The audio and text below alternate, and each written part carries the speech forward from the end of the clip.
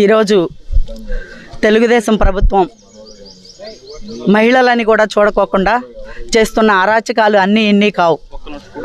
ఈ విషయంలో మీడియా వాళ్ళందరికీ కూడా మీ అందరికీ నేను విన్నవించుకునేది ఒకటే, ఎక్కడైతే జగనన్న మహిళ పూజింపబడుతుందో అక్కడ గౌరవింపబడుతుందని చెప్పి చేసిన ప్రభుత్వంలో పనిచేసిన మేమందరం కూడా ఈరోజు మాట్లాడుతున్నామంటే వాళ్ళ తెలుగుదేశం ప్రభుత్వంలో జరుగుతున్న అవినీతి కార్యక్రమాలు 1, 2 కాదు.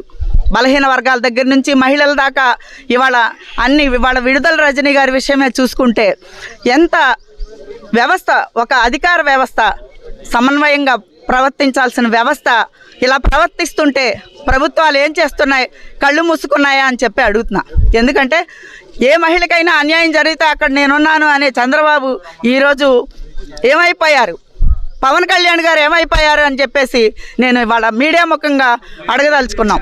ఎందుకంటే ఒక ఎస్ఐ పోస్ట్లో ఉండి ఒక మంత్రిగా చేసినటువంటి, ఒక ఎమ్మెల్యేగా చేసినటువంటి నాయకురాలు, ఇక పేదల కోసం పోరాటం చేస్తున్నటువంటి రజనీ గారు లాంటి నాయకురాల్ని ఎలా బిహేవ్ చేశాడే అనేది మీడియా ముఖంగా ఇవాళ అందరూ కూడా చూసిన విషయమే.